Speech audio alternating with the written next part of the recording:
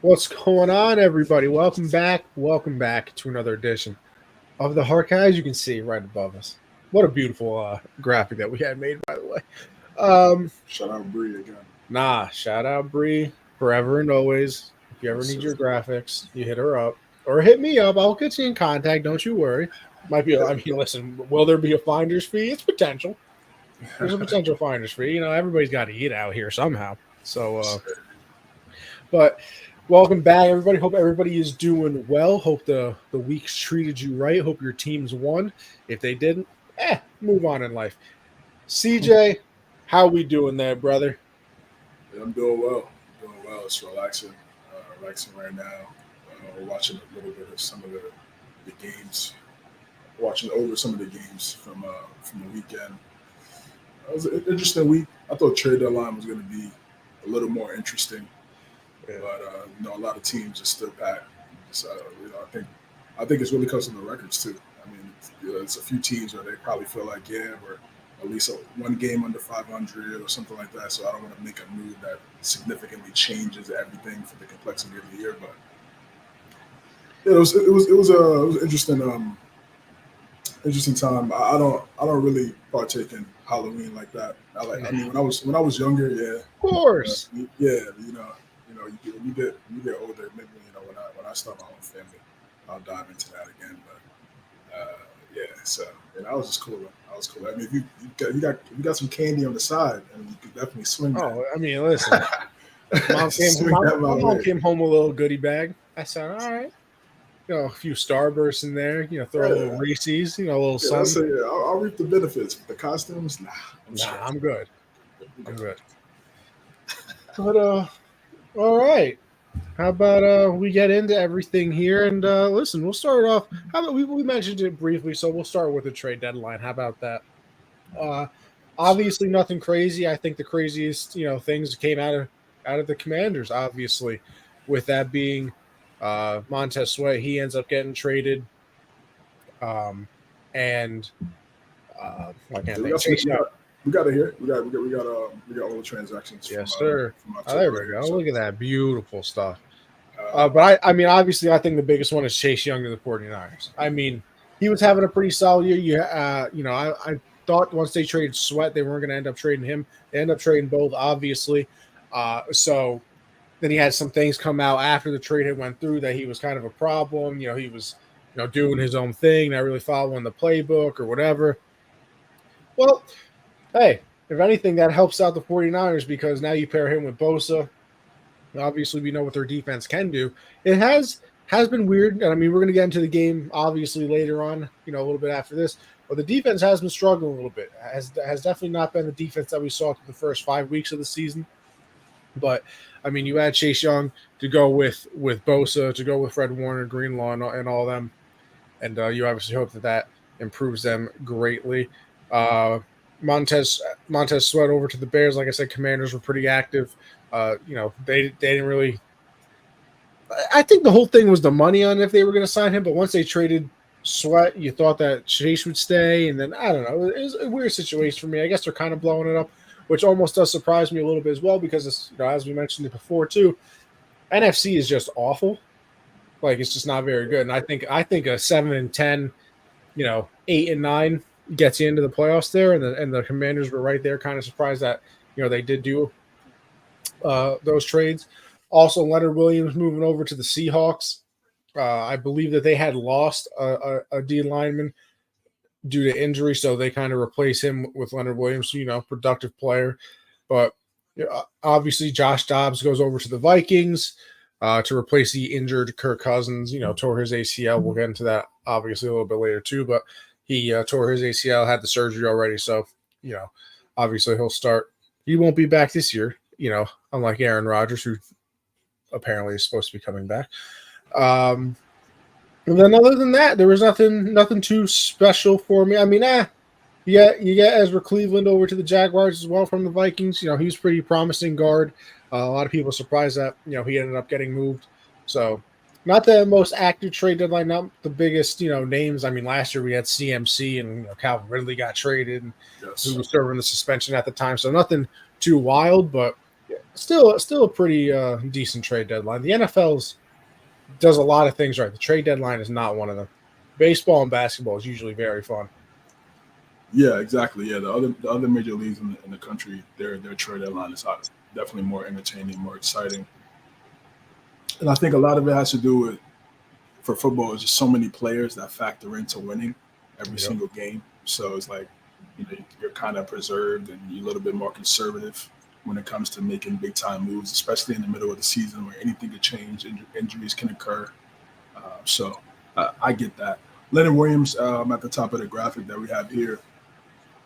I think it's a good move. I think it's a really good move for Seattle. Obviously, look back to those Seattle Legion of Boom days. Obviously, everybody talks about the secondary.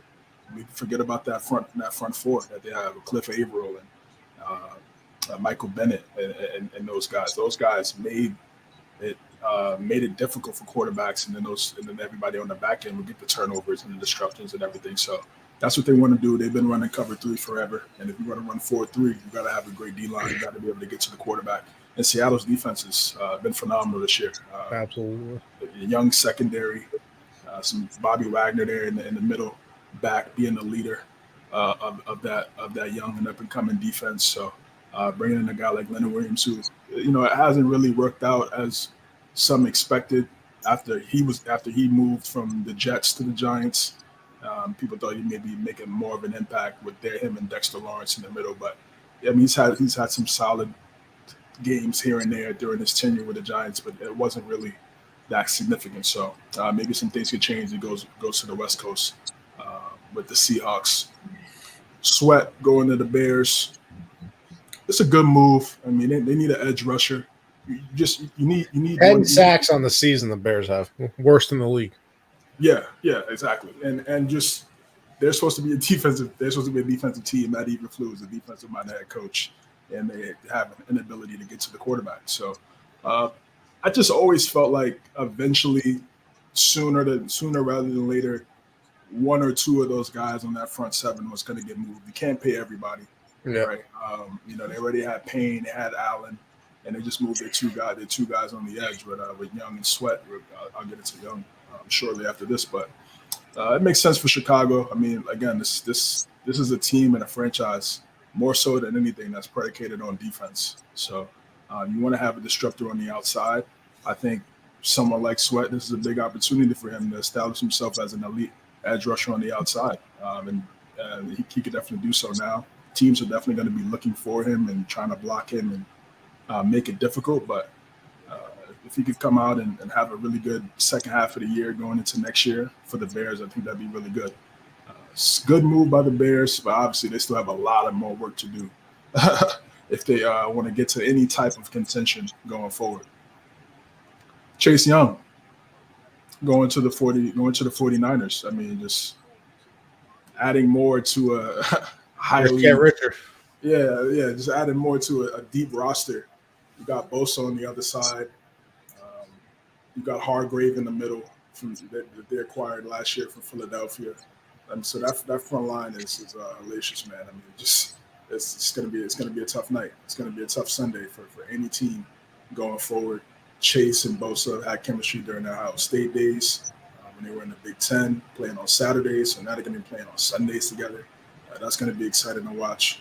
Chase Young had a really good year after last couple of years. Obviously tore his ACL 2 years ago. Struggled to try to bounce back last year. It's difficult. So being that size, moving around that quickly, it should take a year for you to really get back to where you were prior to the injury. So you look like this year he was definitely on his way of doing that.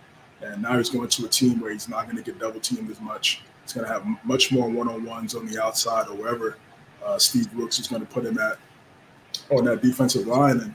And to be honest, Steve Brooks is again, and I'll kind of get into this a little bit later, but Steve Brooks is kind of guy, kind of not on the hot seat, but I guess you could say so. I mean, in terms of his future going into next year as being a defensive coordinator, you already seen Kyle Shanahan kind of, make some comments of his displeasure with some of the play calling in certain moments throughout the game, especially on that Monday Night Football game against the Vikings. So you add somebody like a Chase Young could definitely mask some of the play calling. You could get there, even though they may not be the best call, but you got the guys up front to go get there. And well, Chase got there or Bosa got there, it's all right. But even now, even with Bosa and Greenlaw and those guys, you still haven't seen a disruptive D-line defense like we've seen over the last couple years when Salah and when D'Amico Ryans were the defensive coordinator. So I guess they were trying to look for some talent on the outside, and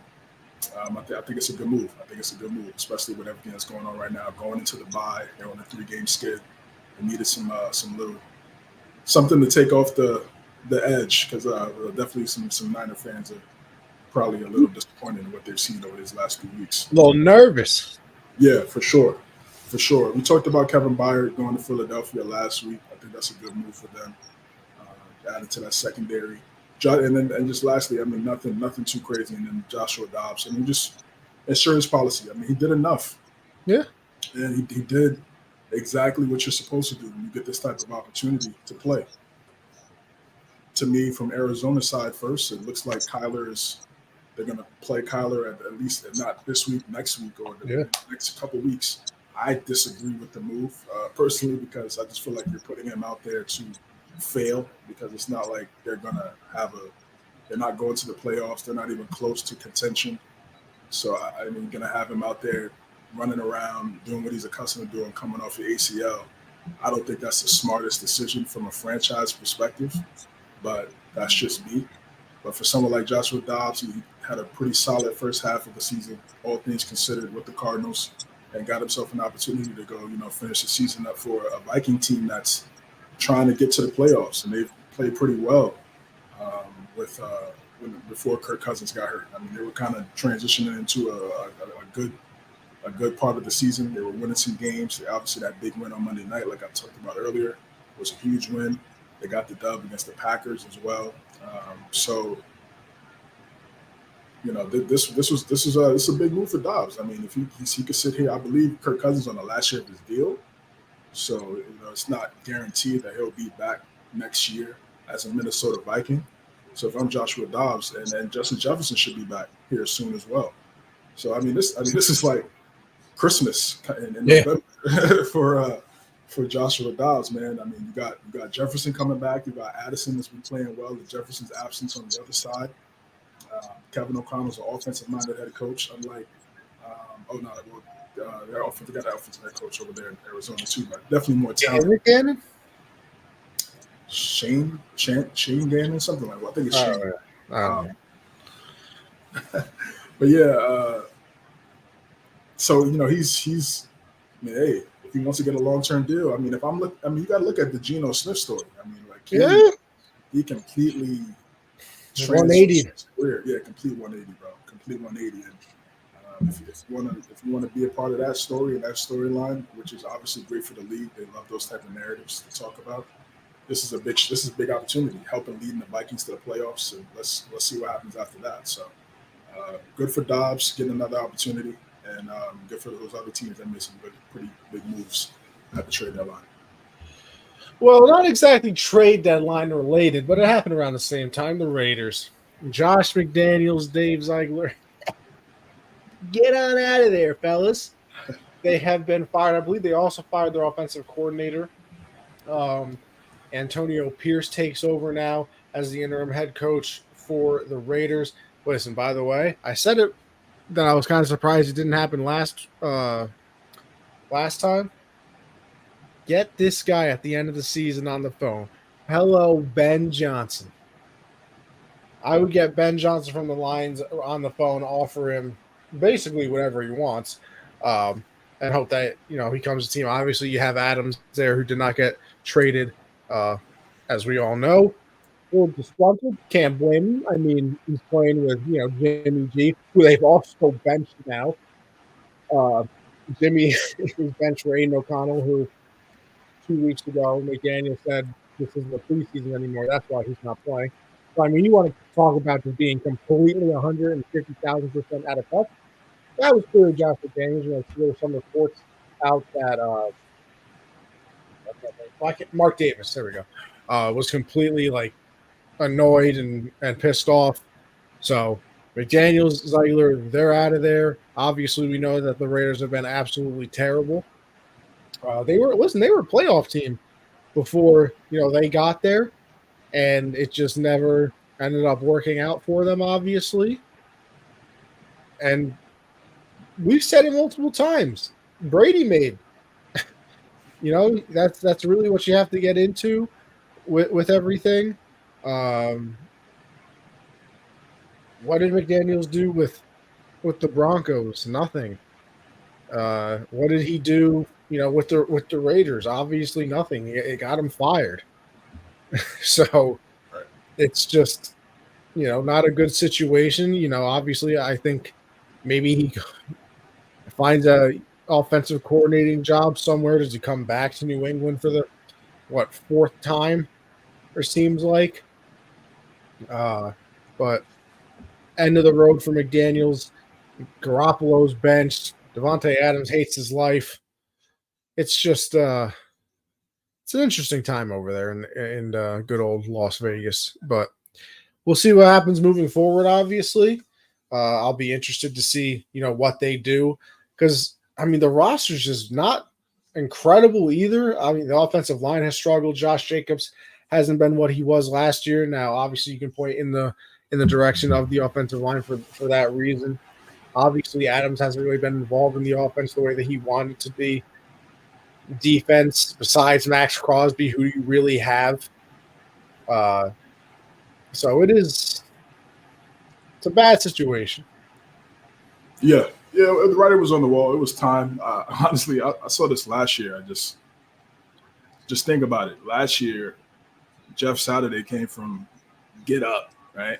Yeah, On yeah, ESPN, came in and beat the Raiders, being the interim head coach of the Indianapolis Colts.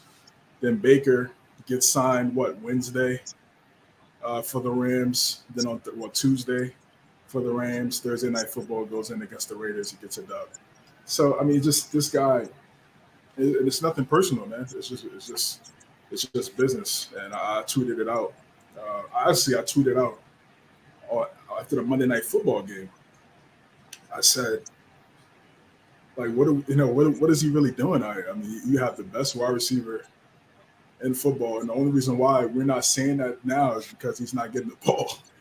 yeah. But when he had 14 touchdowns last year with Derek Carr, um, and he only has one catch in a 60-minute ball game. Like, how does that happen? Like, what are you doing throughout the week? You're supposed to be creating plays and game planning, and creating opportunities for him to get the football. So to increase your chance to win, that's literally your job. That's literally why you got the job. You're supposed to be this offensive genius. That's what people used to call him. And he's obviously not that, not even close. And you just saw the frustration on Devontae Adams' face after that game against the Lions on Monday Night Football. I knew it was over after that. And Mark Davis made the right move. You make this move now before the end of the season. And you can't just have a top 10 player in the league, and then you probably have a top, let's say 30. Max Crosby, I think, is like a top 30 player in the league as well in terms of overall. I mean, listen, he's quietly right there in the Defensive Player of the Year conversation. Absolutely, and he's a hell of a player, and you have some talent. Josh Jacobs led the league in rushing last year. And Hunter Renfrow caught 100 balls 2 years ago. So the talent is not, they're not deprived of that. And when you think of that situation, you have to come to a realization that Josh McDaniels is not that guy, especially when you're unable to produce. And Dave Ziegler, same thing. They haven't been able to get the O-line together. I just hope the Raiders, man. I just hope they find their guy. I just hope they find their head coach and they find their quarterback soon. Ben Johnson. Yeah, I mean, you made a great point.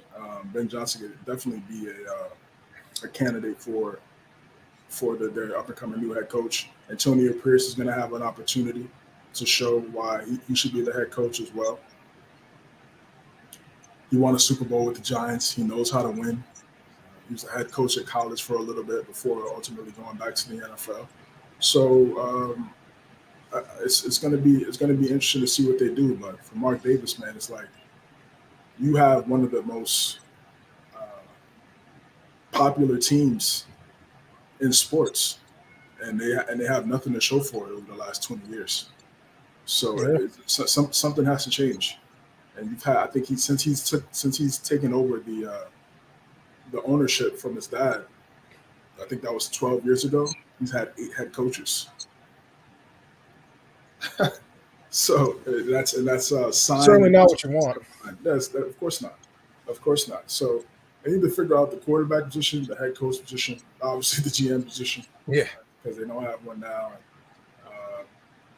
It's sad, man. It really is. But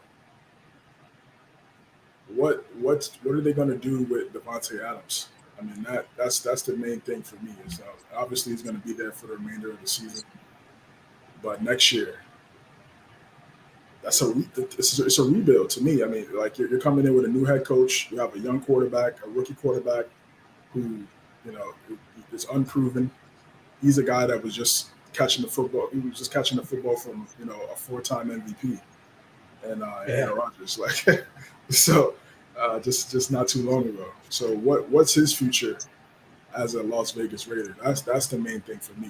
What are they going to do with that? If they're able to trade him and get some of the assets that they gave up to acquire him back, I think that'd be great. I would just clean house and just start over, man. Truthfully, see what I could get for Adams, see what I could get for Crosby, and just start this thing over. I mean, what else do they have to lose? I mean, they already haven't been good.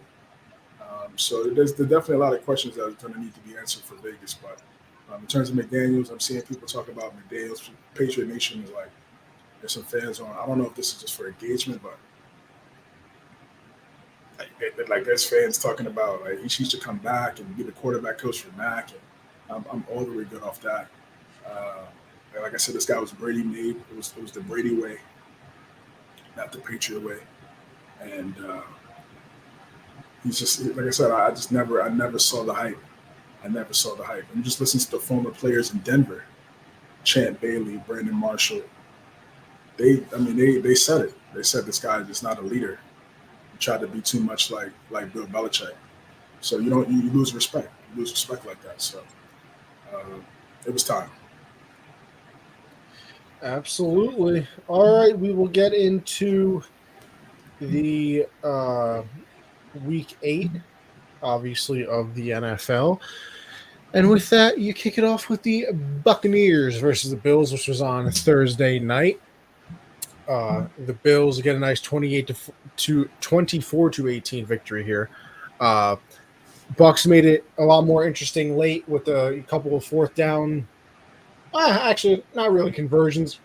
I believe they got 2 flags that resulted in first downs on 4th, and then on the third fourth down, Baker throws a pass into the end zone, actually bounces off the Bills player's helmet into the hands of Mike Evans. If the helmet's not there, he might not even catch the pass.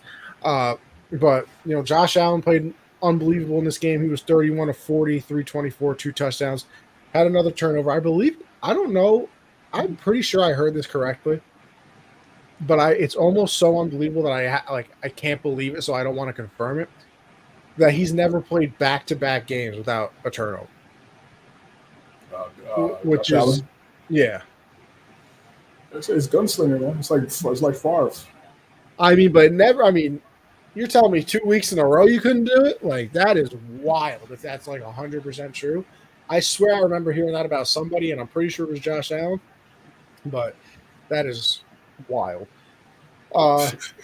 They got him, much more active in the run game in this one as well. 7 carries, get 41 yards, had a touchdown on the ground as well. James Cook, 14 carries, 67 yards. So they got him involved a little bit. And then CJ, it's kind of what I said I wanted the Bills to do. I mean, you look at the receiving yards here. Diggs is 3rd. I mean, listen, don't get me wrong, still had 9 catches, still had 12 targets, but you had Khalil Shakir here, 6 catches, 92 yards on 6 targets. Gabe Davis finally, like I said, getting involved. 9 catches, 87 yards, a touchdown. Dalton Kincaid, obviously with Dawson Knox being out, he's the main guy there. They drafted him this season. 5 catches, 65 yards, a touchdown. So, they got a lot more people involved, and that's what you really want to do with the Bills, because I said it. They're expecting Josh Allen to be Superman on every single play. I mean, hell, even Superman got to change into Clark Kent every once in a while. Like, you can't have the cape on literally every single time you're out on the field. So he was doing his best, but this is the type of game that you want. You want everybody to be involved. You want Gabe Davis and Shakir to make these plays. You want Kincaid, who you spent a high draft pick on, to make plays. You want the running game to be in there. I mean, obviously, you wish you didn't have to get Allen involved in the run game as heavily as they probably did. But hey, you also got to do what you got to do to get wins. And this is also the problem with the Bills at the same time. This is one of their better played games. Like, they looked like a Bills team in this game. Like I said, the final score of the 24-18 looks a little bit closer because of the touchdown late in the game, but they were pretty dominant throughout this game, I would say. I never really thought the Bucs were going to come back and end up winning this game.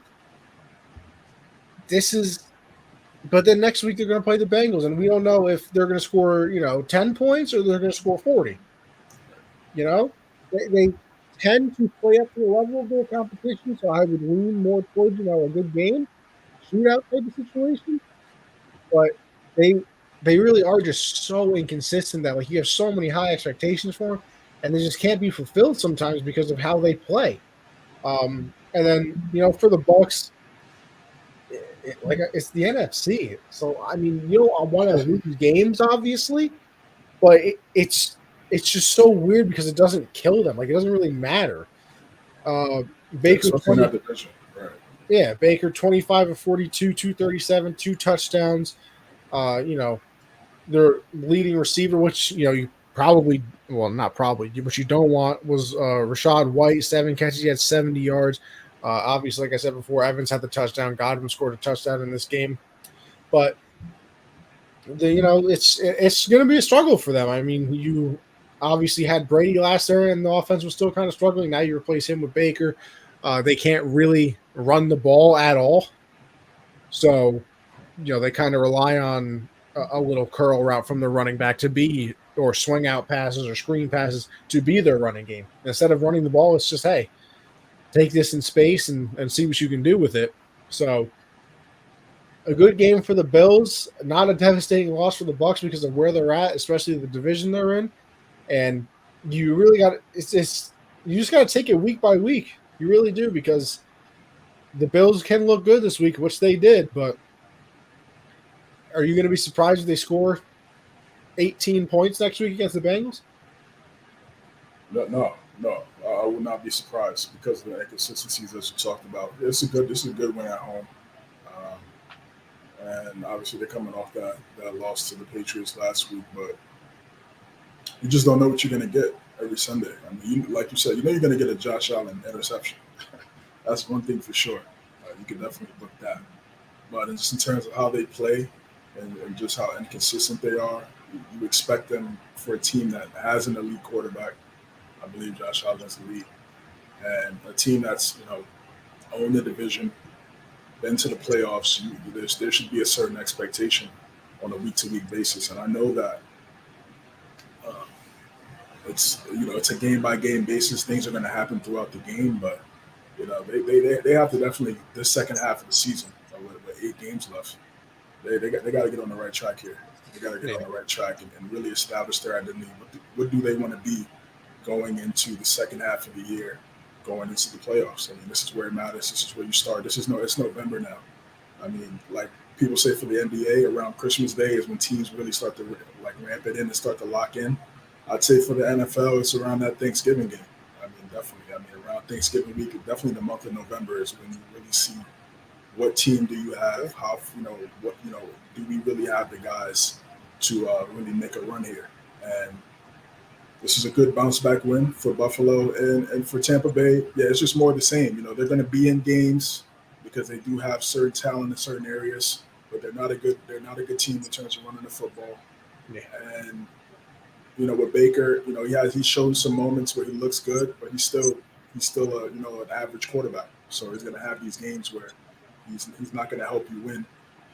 So that's just the position that they're in. So solid win for Buffalo. Just want to see if they could put together a string of W's, and try to see if they could get a nice little streak going. That's what I'm looking for Buffalo at this point. I mean, a win against Cincinnati, you got a big win against the 49ers last week, would definitely be a great start to that. Absolutely. We move on to the Texans and the Panthers. Panthers got their first W of the season. I was watching this game because, it was one of my picks over on Taking Action that I do with Chris, the other podcast, that I've been helping out with. Of course, pick the Texans. I'm like -3 against the Panthers. Panthers are terrible. They went out, right? Just my luck, of course. But it was just a surprising offense or defensive battle. Obviously, I was not expecting that in this one. Not just because neither team really has the strongest defense. Obviously, if anything, it's middle of the pack for both of them. But nobody can really get anything going on this. CJ Stroud was only 16 to 24, 140 yards, and the only thing that's scares me slightly with Stroud, who I said I still think he's very good, obviously, but I think that whole no interception thing really does get to him. Like, he really enjoys it. So I just don't see the big shots downfield that I want to see all the time. It does seem, don't get me wrong, he does throw some risky passes. Like, he probably should have had, 1 or 2 interceptions in this game. So I'm not saying he never does it, but I would just like to see it done more often. And maybe it's not even his fault, obviously, too. It can just be the play calling. I don't know the exact situation, obviously, but I would just like to see, downfield targeted a little bit more. Bryce Young was 22 of 31, 235, a touchdown in this one. Thielen is continuing to do his thing, 8 for 72 in this game. They can't run the ball at all, by the way. The Panthers are just, don't get me wrong, the Texans can't either. Going into the year, you thought that Dameon Pierce was going to have a nice season coming out of the preseason and everything like that. That's why the preseason means absolutely nothing. That's why nobody plays in it. 12 carries, 46 yards.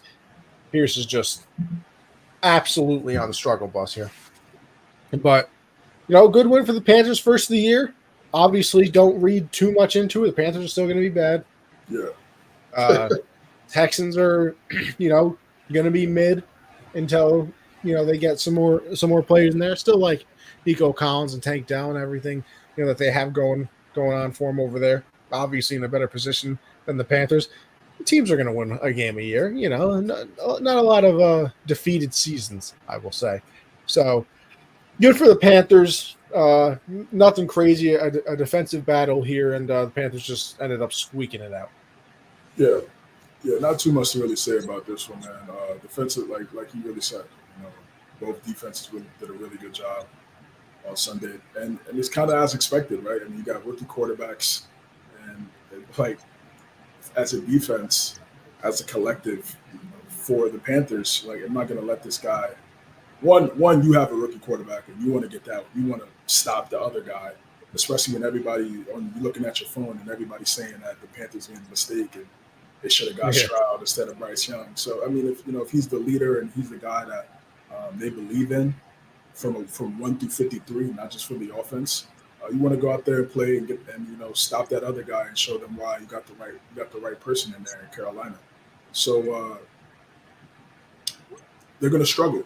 I think the Texans, they do have some young wide receivers, but if they can really find or establish a wide receiver one, that'd be perfect. That doesn't have to be this year, but sometime down the road, you got to have that elite guy on the outside, or plural, elite guys, elite wide receivers, because as we've seen, you probably need 2 to really have a really good offense, like we're seeing with some of these teams at the top and what they have on the outside for the wide receiver position. So that's what I'm looking for. Even in Ohio State, just think about the guys that CJ Stroud was throwing to: Olave, Smith and Jigba, Jameson Williams before he went to Alabama. Marvin Harrison, he was throwing the guys. So his receiver core is much better at Ohio State than what it was right now in Houston. So they got to figure that out, and I think they will over time for sure. And for Carolina, just first win of the season, like you said. Get one at home is obviously the better. Get your first win at home too. Get the home crowd something to be excited for a day. for a couple of days, I should say. Yeah. But yeah, they still have a lot of work to do, man. They still have a lot of work to do. And, but it was a solid win, good win for Carolina. It went down to a game in the field goal, so it's definitely a thrilling game for sure. Rams at the Cowboys. Listen, usually there would be something to talk about because it's the Cowboys, but it was just an absolute blowout. Stafford ended up hurting his thumb in this game, so I believe it's Brett Ripien as their backup quarterback. He came in, obviously it was an ugly situation. Game didn't look too crazy, at first, and then it kind of all turned around when Stafford threw his infamous pick six that he seems to do like 4 times a season. But, like I said, he ends up getting hurt in this one. So there goes, honestly, any chance of winning ever. I think it was his thumb, right? Yeah, I believe it's the thumb on his throwing hand, too. Yeah. So obviously that is not what you want. I think he's day-to-day, something of that nature going into this week. So we'll have to see how that goes. Hey, and the Cowboys did what they usually do against teams that are under 500. Dak played well. The defense looked all world. They had a special teams touchdown. I mean, they literally did everything right in this game. Like, there is just gridiron. What's going on there, brethren? But, I mean, they did literally everything correct in this game, which, like I said, they do against teams that are under 500. Obviously, they got to play the Eagles this week now. So we're going to see, how that goes. Can't believe that's a 425 game, by the way. And we're getting Jets Chargers on Monday night. And this is the first year that those Monday night games are able to be flexed. They didn't even flex it out. What's the point of having the ability to flex if you're not going to flex? I mean, what are we doing? Yeah, but that 425, that's the one on Fox, right? Yeah, but still, I feel like that's prime. You got to play that under the lights. I agree. Well, it's their first meetup. It's the first game. So. Yeah. I mean, obviously, going into the year, you're thinking you're having Aaron Rodgers versus Justin Herbert. Both teams are going to end up being good. So I get where it's coming from. Right. But you got to learn how to pivot here, people. So, yeah, nothing crazy here. Dak played unbelievable. Like I said, that's his thing. 25 or 31, 304, 4 touchdowns, threw an interception. But I mean, can you blame me for not being that excited about the Cowboys having a blowout win until they do it against somebody that's actually relevant? It's their story. That's what they do. We've seen it for how many years? They play good against, the bummy or less than teams. Then they play a good team and they, usually lose. So if they can beat the Eagles, who, everybody even now are still saying that they're not special, we'll see. I'll say something. But until then, good win. Congratulations. And we go on. Yeah, it's the one thing I will say that I am impressed by is the emergence of CD Lamb. I was going to say he went crazy. Yeah, I think it's time. I think he had 12 catches, $150 in this game, 2 touchdowns. So that's 12 what they need. for 158, 2 tuds. Yeah. So he just they needed him. I don't know why he wasn't getting the football earlier in the season. That was the interesting thing to me because when he does have the football, great things happen. He's able to break tackles, get yards after catch, make things a lot easier for a guy like Dak Prescott. Brandon Cooks, same thing. I was wondering where he was at in the beginning of the season. Now, both of those guys are starting to get into their rhythm. I think at the right time, right at the right moment, because they are going to go up against a really good team in Philadelphia, a divisional team as well. Everybody will be watching that game on Sunday. If you're not watching that game, I don't know what's wrong with you. But this is a great win for Dallas. They played well on all 3 phases, and they did exactly what they were supposed to do. And you're right. What are they going to do up against the top upper echelon teams in the NFC? That's what we want to see. And it's going to come down to Dak not turning the football over. Did a really good job of that on Sunday. Only 1 interception, but the four touchdowns outweighed that, obviously. And defensively, too. The defense Micah Parsons had a sack. DeRon Bland, as you talked about, got the pick six. I mean, he's one of the most underrated cornerbacks in the league. I know he has a star on his helmet, so a lot of people don't really want to give the credit. Yeah, he kind of gets unnecessary hate, but from a play, like he's a hell of a player. And if they had Diggs there, I mean that's a hell of a three-headed monster right there for your secondary. But even with Diggs out, he's been stepping up. Okay, you don't want to throw to Gilmore? Throw it to me. I have the most picks since I've been in the NFL. Yeah, he's a dog. He's really good, and I think he had a pick six. I think earlier in the season too. So the one thing I'll say about this defense, man, when they get the football, when it's in their grasp, they take advantage. They get the turnovers, and they're going to have to do that against Philadelphia. And Jalen Hurts has turned the ball over quite often this year, so it's definitely there for them to definitely take advantage of that. And so yeah, great game from Dallas on all three phases. Home game for the Rams. Yeah, they're not going to be really good this year. We kind of expected that. They're just going to have to figure it out going into next year. I mean, they're going to be one of those teams this year where you can't necessarily sleep on them. Roller coaster. They're going to be roller coaster. Yeah, like they could, like if you play lackadaisical, they could definitely get the dub on you. But you can't look at them like that. You got to go out there and dominate them. And once you really impose your will, they're pretty much done. So. For me, more than anything with the Cowboys was seeing CeeDee Lamb start to get it going there, because I feel like he's one of the best receivers in the league, but he wasn't getting the targets. So now Mike McCarthy starting to see that, starting to understand how valuable he is to this offense. You rock that 88, you got to definitely make plays. I mean, that 88 guy has a lot of history for it, a lot of history to it. So I'm just happy to see him play well, because I've always been a fan, and I think right now, going into the second half of the year, I think he'll establish himself as one of the best receivers in the league.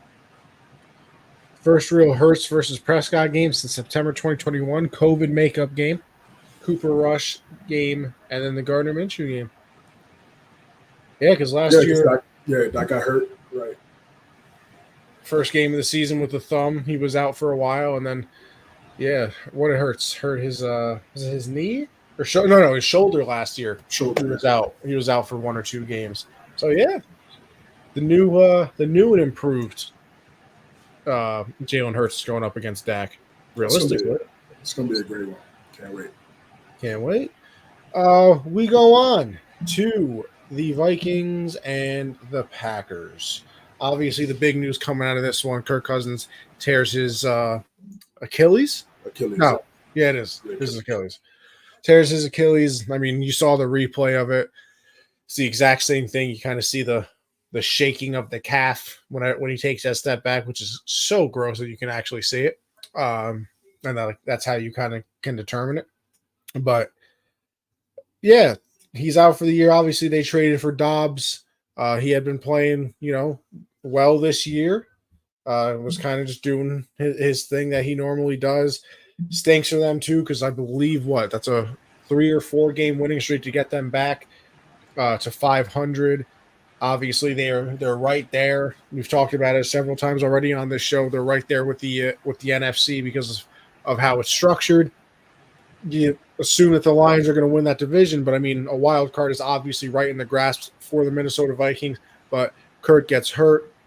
We'll see what Dobbs can do filling in. Jaron Hall came in for the remainder of this game, didn't really have to do much. He only attempted 4 passes, completed 3 of them, 23 yards. But, Kirk on his way out was 274, 2 touchdowns. KJ Osborne had a nice game. Hawkinson, another big game. Jordan Addison, another big game. So they were really kind of getting their flow on offense too, which, I would imagine hurts them even more, especially if you could have gotten Hawkinson and Addison involved like this when Jefferson comes back, because then all of a sudden you're kind of back to that Diggs Thielen thing, or the Jefferson and Thielen, type of situation. So if you can get Addison and Jefferson and Hawkinson all involved in the offense, I mean, you're talking about Hawkinson being a top 5 tight end. Jefferson, we obviously know what he is. And then if Addison's going to continue to play that way, he's going to climb the rankings in the wide receiver realm very quickly as well. So it just stinks for them that he, Kurt is out for the rest of the season. We'll see, what happens with Dobbs the remainder of the year. And you go over to the Packers. I mean, their offense is terrible. I mean, it is just awful to watch. I mean, they just can't score. Yeah. And obviously, that's the name of the game in the NFL. I mean, it's the name of the game in any professional sport you play. You want to score and be able to win the game. But, whew, 22 of 41 in this one, 229, a touchdown, an interception. They can't run the ball either. No wide receivers are really making big plays or anything of that. It's just a mess. It is not. I mean, and through the first few weeks of the season, you thought it was going to be a good thing because Jordan Love was playing pretty well, pretty solid. But these last 4-5 weeks, it has been a different show. And Packerland, welcome to where the Patriots are. We've been good for a long time. I mean, you guys didn't get the Super Bowls, of course, but 2-5 on the season. I don't see a turnaround coming. There's people is LaFleur, Rodgers made, that type of situation. We always talk Brady made, but is he Rodgers made? And it's not pretty. I'll tell you that. No, not at all. And yeah, prayers up to Kirk. I've obviously criticized him on the show, just like we started the show. But to go down like that is tough. To be out for the year. But he'll find his way back, and he'll find his way either with the Vikings or on another team going into next year. It's had to put up some really good numbers. So hopefully gets healthy, gets back to 100%. That's the big story in this game. I mean, really, Kirk going down, and it was kind of a uncertainty of what they were going to be able to do. And now we know what they did, bringing in Joshua Dobbs to be that replacement. Packers aren't a good football team. They're not going to be really good. You just had their GM come out and say these next 10 games are important for Jordan Love, and they're not completely sold on him going forward. So, I mean, he's playing for his starting job for the rest of this year. So he better lock in, or he might find himself holding the clipboard again going forward. So they got to look in the mirror. And they've had him for 3 years, and they gave him an opportunity to start. Granted, everything isn't perfect around him. He doesn't have Devontae Adams and Aaron Jones every single week, but they got to see some type of potential there going forward, and I don't think they've seen that outside of maybe the first 2 weeks of the season. And if you're Green Bay, all you've seen, despite the disappointing losses in the playoffs, at least you've gotten to the playoffs and owned the division and had MVP level play from the guy on the center for the last 17 years.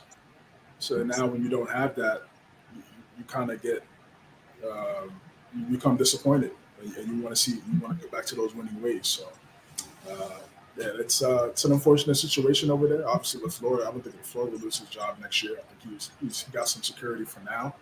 Yeah. For Jordan Love, he has to play well, or he will be a starter next year for sure. Absolutely. We go on to the next one. That would be the Saints versus the Colts in this one. I always feel like I don't turn on the correct games. And I blame nothing. Oh, listen, CJ, I've complained about it at least once a week. I'm going to continue to try. And I blame YouTube TV for not being able to watch this game. Because, the stupid game mixes. Why can't I just watch what games I want? Why you got to pre-pick them for me? I don't want you to pre-pick them for me. I know what I want to watch. So this game was not on because I couldn't find the game mix because I had to watch the Pats, obviously. I was trying to watch the Eagles just because, I like watching them. They're a fun team to look at. I had to have the Texan game on because I made that as one of my picks on the other show. And I had one more game on that I really wanted to watch. I can't remember what it was. But just let me pick. Let me pick. I simply don't understand what the problem is. But I'll tell you what the problem is over with the Colts. It's the fact that I believe it's a 3-game losing streak now, and they're giving up an average, which is perfect for this game, of 38 points per game on their losing streak. So if they could fix that defense, it would greatly help them because, listen, obviously you don't want Anthony Richardson to be out for the season or anything, but the offense is humming right along. Offense is humming. We saw what they did last week against, what was potentially the best, or 1, 2, or 3, best defenses out there with the Cleveland Browns. Put up, 30? They put up 35 plus on them there, and probably should have won the game if the referees weren't, just awful at their job. But different story, different day. Gardner Minshew, 23 of 41, 213, 2 touchdowns, an interception. Jonathan Taylor, 12 carries, 95 yards. Didn't get in the end zone. And then there might have been a little issue with him because I think he had 12 of those carries in the first half and then really didn't do anything in the second half. And I think somebody posted on Twitter that he got up a little wobbly. I don't know if it was wobbly or like he was stretching out a leg or something of that nature when he got up from being tackled one of the times. So obviously something to look out there. But hey, the offense is doing its thing. It's just the fact that, they can't stop anybody. Josh Downs, 7 catches of 72 yards. Pittman, obviously still there big, 8 catches for 40. Ogletree scores a touchdown in this game. Pittman also had the touchdown.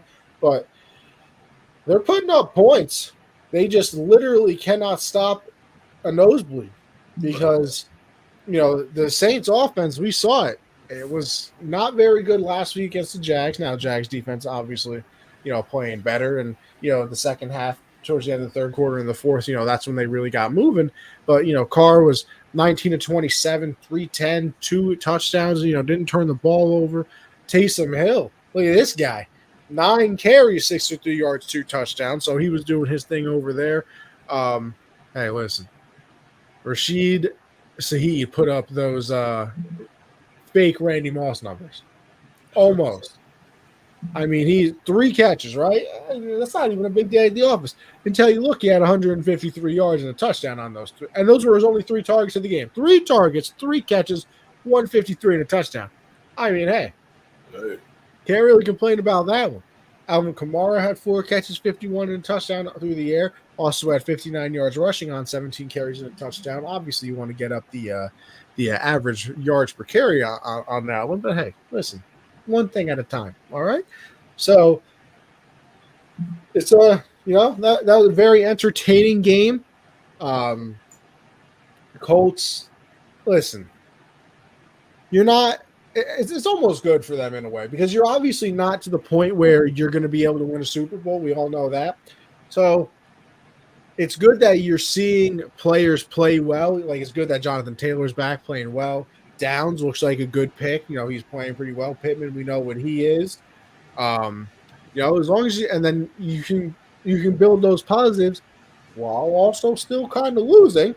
Yes. And it's without, your star or hope to be star quarterback that you drafted, this year early on with Anthony Richardson. He'll come back next year, maybe get a higher draft pick, maybe get him another weapon, or you shore up the defense, either one of those things. So not the worst thing to be playing well and losing. It's a lot better than playing terrible and losing. Trust me, I would know.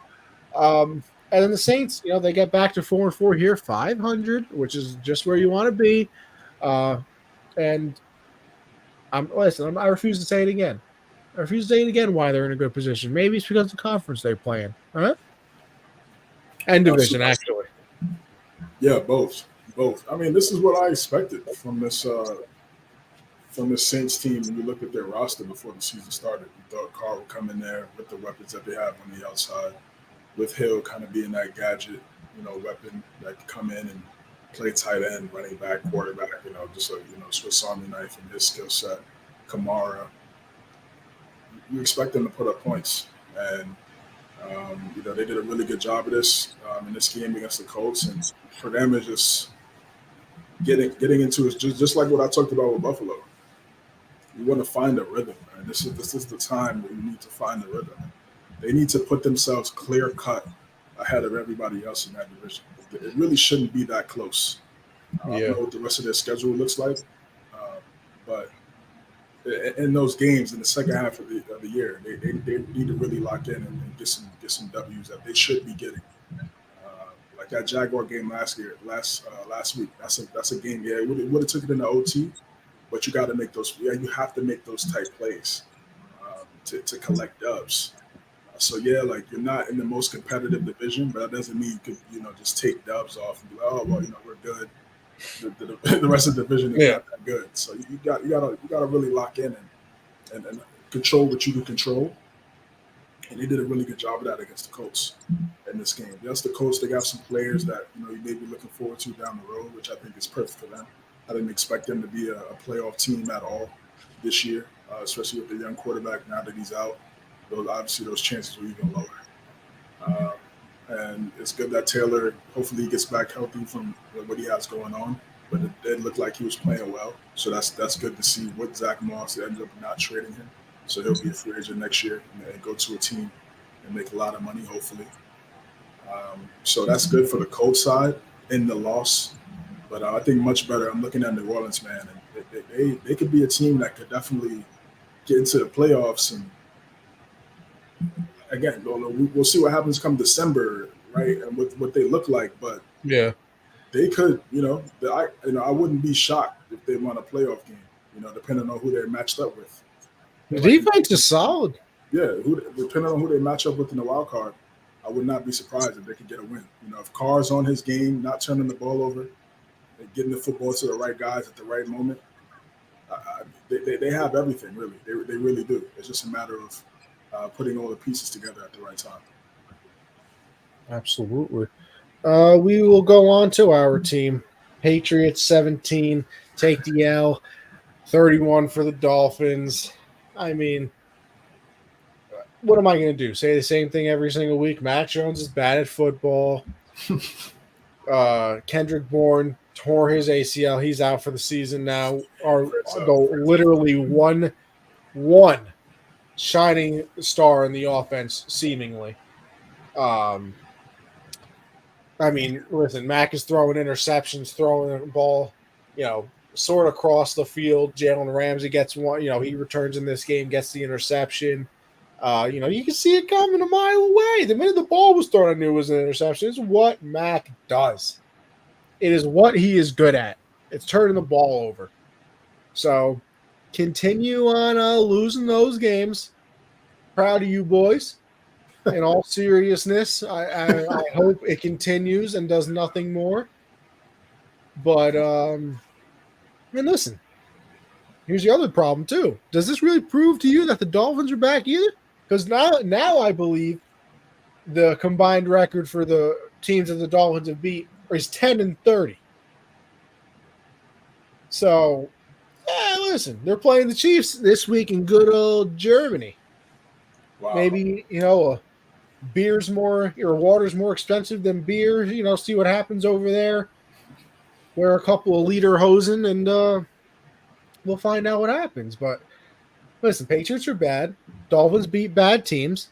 It's kind of like this is the Cowboy game in the AFC. Literally. Patriots are just bad. Except the Rams are better than the Patriots. That's not just so. I mean, what do you want, a pat on the back? And then the Dolphins seem to beat bad teams. And that's what they did. 2-6-0 against Bill now, which is already, I think, the most wins quarterback has against him, or without losing, maybe. Is that what? I don't know what it was. But, yeah. So, listen, I don't know. What do you want from me? Yeah, that's a good comparison. As you said, like the Dolphins are like the AFC version of the Cowboys. When they go up against teams that are on their level or maybe above, they don't necessarily rise to the occasion. But when they go up against the lower level teams, they obviously blow them out, and then we think that they're that good until we see that they're not. This was a good win for the Dolphins. I mean, they took that loss last week against the Eagles, and everybody knows the Patriots. They're not a good football team, despite that win last week. We knew they weren't going to win a bunch of games. I said it, like they're not going to go on this crazy run and get to 500. No one saw that. They still can't. They can barely get 20 points in the National Football League. I think they're second to last or dead last. I think it's the Giants. Somebody. And the Patriots. I think it's the Giants, somebody, the Patriots, and then the Raiders in that order. I can't remember who that team is, though. Yeah, I mean, they suck. Like that's the moral. That's the moral of the stat. Like the offense is terrible. They don't have great wide receivers, and the one good receiver that they had just towards ACL. Steelers. Steelers. Yeah, that makes sense. Prayers up to Kendrick Bourne, man. I mean, it's tough. It looked like he was on his way to having the second best year as a Patriot after last year's debacle with Matt Patricia as the offensive coordinator. He was on his way. He had a touchdown in this game, had a touchdown last week. So he was kind of making strides and goes down with the ACL, man. That's tough, man. Hopefully he gets back healthy. Hopefully he continues to remain a Patriot down the road for us. I mean, I think he's a really good, at least number 3 or number 2 wide receiver going forward. But this team isn't good. The defense isn't that good. The secondary isn't great. Don't have great edge rushers. So this is what's going to happen. I'm honestly for the Patriots, man. I'm just looking forward to seeing what they do in the draft, man. That's what I'm looking at, and hopefully, I mean, like if we have a top 3 pick and it's like Marvin Harrison or Brock Bowers, tight end from Georgia, like I mean, just those like can't miss. Like just like Bill just can't fold. Like, I mean, he's not always going to get like a offensive lineman from Bowling Green. That'll happen. And I'll come on the show and I'll lose my mind again, like when they picked Cole Strange. Yeah, it's just Gridiron. I know you missed it a little earlier, but you're going to give CJ a heart attack here, guy. You guys want Josh McDaniels back as a special advisor for the rest of the season? I mean, to advise what? Yeah. I mean, what does he advise? I mean, he can't even advise to throw more screen passes. Like, yeah, I'm not for it. I'm not for it. I mean, he couldn't even advise the team that he was the head coach of for the last 18 months. Like, nah, I'm good. I'm all the way good. But knowing Bill, he's loyal. He loves his old people. Yeah, he loves bringing those guys back and loves them because they understand him. And so I could see him coming back, but I'm not the biggest fan of it. But I don't care at what capacity. I don't think he should be a advisor, consultant, none of that. They need some fresh names in that coat. Like, bro, I'm just tired of the rinse and repeat recycling the same dudes every 3 years or every 2 years. Like, why aren't you developing coaches? Like, I mean, Mayo and then his son are really the only 2 guys that really come to mind when you think about like up and coming guys on that coaching staff. I mean, you really don't think about anybody else. No, because Flores has failed already. Patricia's failed already. Joe Judge McDaniels failed 95 times. Joe Judge failed. I mean, yeah. So there really isn't one. There really isn't anyone new coming up. So again, they're not a good football team. They're one of the worst teams in football, and they're showing that. And the Dolphins did exactly what they needed to do at home. Tyreek Hill, dynamic. I mean, just took the top off the defense.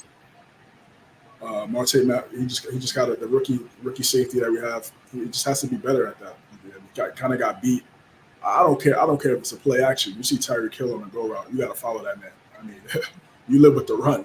I'll live with the long run over a Tyreek Hill 50-yard touchdown every time. I mean, he's a young player, so he'll get that together. The interception on Mac was he just threw the ball late. He threw it too late. He stared down Bourne on the outside, and Jalen Ramsey just made a great play. I mean, that's why he's one of the best corners in the league. Absolutely. All righty.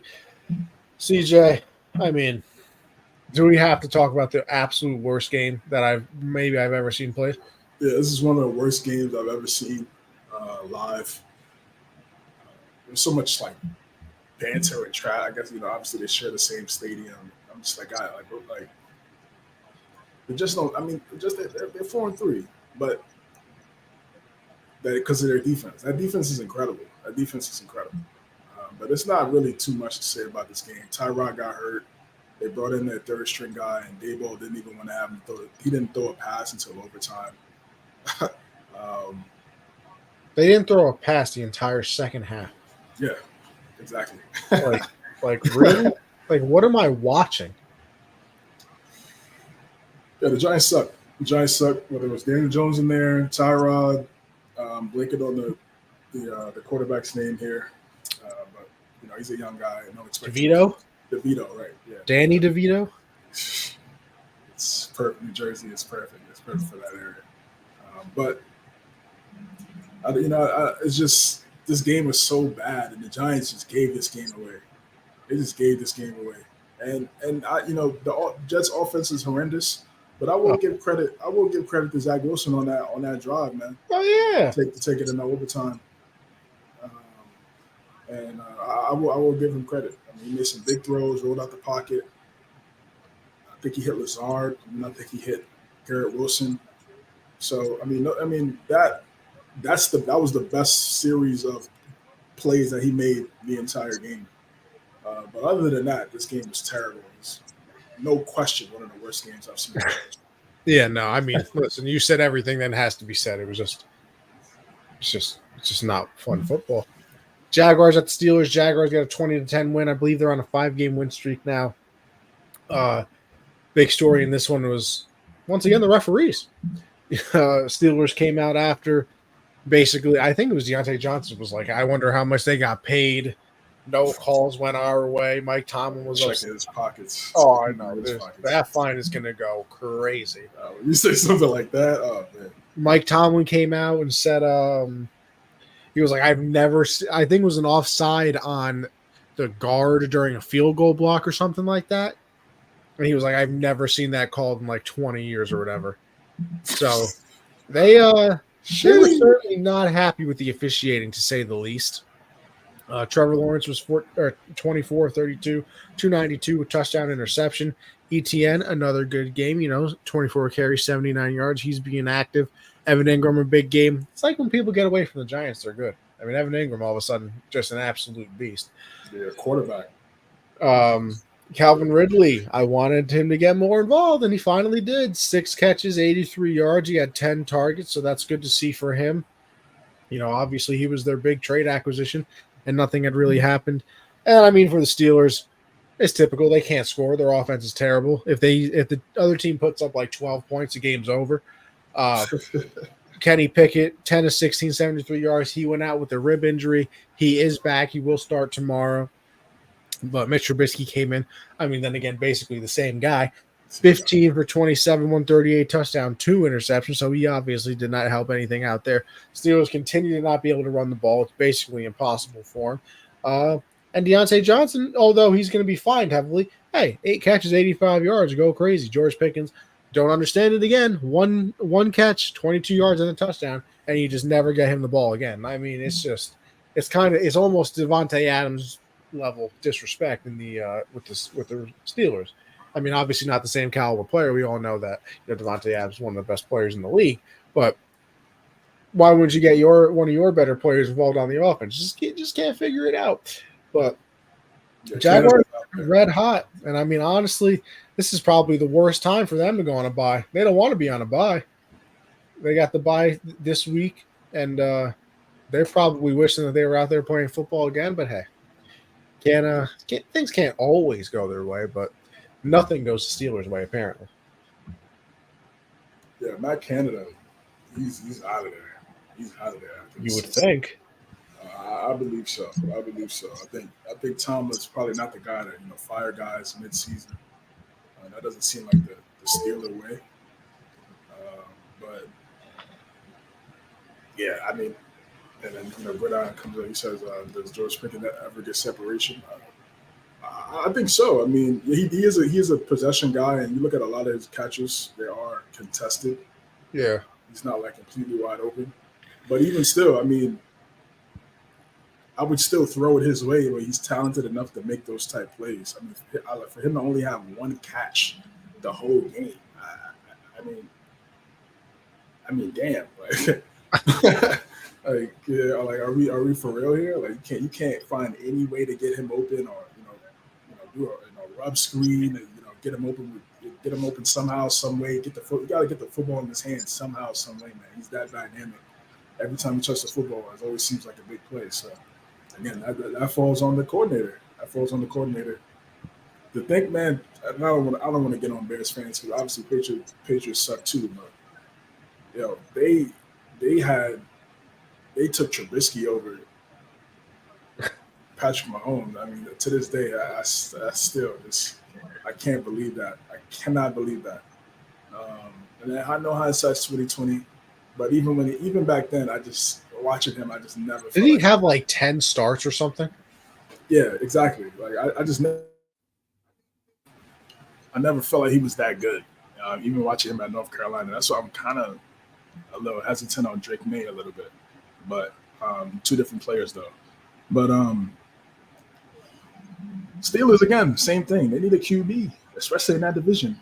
I mean, say what you want about Watson, but he's still light years better than Kenny Pickett. And then you got Burrow, who's all world, and Lamar Jackson is all world. So as great as their defense is, you can't score 10 points a game and expect to win a lot of games in the National Football League. Not in 2023, maybe in 1957. But you would have been a wizard. Yeah, exactly. Yeah, Tom would have had more Super Bowls. But in 2023, you need a quarterback. Throw them passes, and you need a play caller too. And they don't have that right now, so they're going to be kind of this fringe couple games over 500, maybe at times under a few games under 500. That's just what their mantra is going to be until they get that right guy in the center. And then for Jacksonville, like you said, yeah, this is probably the worst time to go on a bye. But I think again, having a guy like Doug Peterson, who understands how to win a chip and that full season, I think they'll be fine. I think they'll be fine, man. They got to get healthy. They've had a hell of a 5 weeks, and I think they keep going because they're not even in a competitive division. So it's not like they have to be completely perfect. Well, that division might be a little bit more competitive now, Maybe. because Falcons at the Titans. Titans get that 28-23 victory, and they were going with a little bit of the college approach for a little bit, with a little split time and who was going to play and what was going to happen, until this man Will Levis said, "You know what? Enough of this. I'm just going to become the guy right now." This man just casually throws 4 touchdown passes, 3 of them to DeAndre Hopkins. Wow, who would have thought getting him involved would be a good idea? Yo, I don't know what's up with these coordinators, bro. Listen, I'm great on Madden, all I'm saying. But he was 19-29, 238. He had 4 touchdowns, no interceptions. Now, obviously, I would imagine the fact that Derrick Henry having 22 carries and 101 yards probably helped them, because the Falcons probably came into this game thinking, I'm getting a FaceTime, really? Don't people know that I'm a busy man? But 22-101, I would imagine him being able to run the ball very well. The Falcons got to come into this game thinking they're doing 2 quarterbacks. They're only running the ball with Derrick Henry. There's no way they're going to even let anybody pass. And then Levis came in and said, I don't know about that. But Hopkins, he almost pulled the Randy Moss as well. 4 catches, 128 yards, 3 touchdowns. So Westbrook Akina, 1 catch, 33 yards in the touchdown. So, obviously not the most yards in the game ever, 238. Honestly, that's not even that good in today's standards. But hey, you throw 4 touchdown passes and you have no interceptions, you're going to get a complaint from anybody else. And then, you go over to the Falcons side of things, and obviously Levis is going to start this week as well, I believe, because I think they ruled out. I don't know if they ruled out Tannehill or they just said that he was gonna play. Obviously, it is a short week tonight. Not tonight. This week's Thursday night game is the Titans and the Steelers. So Levis is playing. So hey, we're gonna find out. Because obviously we know the Steelers' offense is terrible. The defense is still something not screw around with. And you go over to the Falcons. Desmond Ridder gets benched for Taylor Heineke. They apparently had said, I believe at one point, that it wasn't because of playing. He had a concussion or some sort of thing. But now they come out and say that Taylor Heineke's going to start this week. He was 12-21, 175 yards, a touchdown, almost led them back in this game. And I've been saying it. I just don't think that Desmond Ridder is very good at football. Now, do you know what Taylor Heineke is? Probably, because we saw him with the Commanders, so I don't think he's going to be anything mind-boggling. But hey, they're in a winnable division once again, so you might as well go for it and try and win, right? So you put Heineke in there, and you think that gives you the best chance? Hats off to you. Yeah, exactly. That's really what they're doing, man. For the Titans' sake, I really hope Will Levis is that guy. I mean, they haven't had a quarterback that fan base can really rally behind since. I mean, you could say VY, but I mean, him and Jeff Fisher just never worked out. And I'd probably say McNair, RIP. I mean, that's probably the last time the Titans had a QB that you could really get excited about. So the way he played, I mean, he was rolling off the back foot, throwing bombs to D Hop. Obviously, you don't expect that every week. But if he could use this game as confidence, because it's not like the Falcons have a bad defense; they have a really good defense. Yeah. So he did a really good job against that team. And but now there's film out. Yes, it's only one game, but there's film on him now. And you're going into a short week against another good defense like Pittsburgh. They're going to do everything in their power to stop you from thinking you're that guy, thinking you're going to duplicate what you did on Sunday against Atlanta. So it's going to be an interesting game. But he had a hell of a game. D Hop was just disappearing. Like we see all these guys, all these star wide receivers when they go to Tennessee. Julio Jones, Andre Johnson, Randy Moss. I mean, I could go on and on. As soon as they go to Tennessee, it's like we all forget graveyard. Yeah, it's unfortunate, but AJ Brown got out of there. And you see what his career flipped over on he was playing good and he left, and now he's a superstar, top 2 in the world. So he dodged a ginormous bullet, but a nuke. Yeah, exactly. But yeah, for Atlanta, Taylor Heineke, yeah, he's just he's like the Chase Daniel, or just your backup quarterback, the Gardner Minshew. I mean, that's kind of what he is. He come in there and win you a couple games, and it's good. It's good, but they need a guy. They'll get a guy in the draft. They'll get one of these guys in the draft this year. Even the great Derek Mason sucked in Tennessee. Yeah, that's just great. Graveyard. Yeah, anytime a star wide receiver goes to Tennessee, we know what happens. And a lot of that has to do with it, lack of quarterback play. So, Kyle Pitts, I think this is Arthur Smith's last year as the head coach of the Atlanta Falcons. No doubt, this is his last year. There's no way I'd be shocked if Arthur Blank lets him pick the quarterback of his franchise for the next 3 years. I'd be shocked. What if they make the playoffs, though? I don't think they make the playoffs. I think the Saints win the division. I think they lock in the second half to become the clear-cut winner of that division. I don't think they make the playoffs. I mean, they could barely get the football to their best guys. I mean, that's really the main thing we've been talking about this team since the season started. Oh, yeah, absolutely. Since we did the show week 2, like we were saying, where's Kyle Pitts? We're still having the same question 8 weeks later. Where's Drake London? Oh, he was out. I think he was out in this game. But yeah, it's the same narrative. I mean, still, it's no different than him being active anyway. Yeah, exactly. It's the same narrative, and that's what I'm saying. I think Arthur Smith is out there. Arthur Smith is out of there because he's supposed to be an offensive-minded guy. He was clearly Derrick Henry made, no doubt. AJ Brown made, no doubt. So that's the biggest thing. I don't really consider them to have an explosive offense either. Like, can't believe you got. Well, I mean, remember Henry was. I mean, he had led them to the AFC championship game. That is so that true. happens. All the coaches get all the love and they get all the praise, and they become. the OCs become head coaches. That's why I'm always pro player.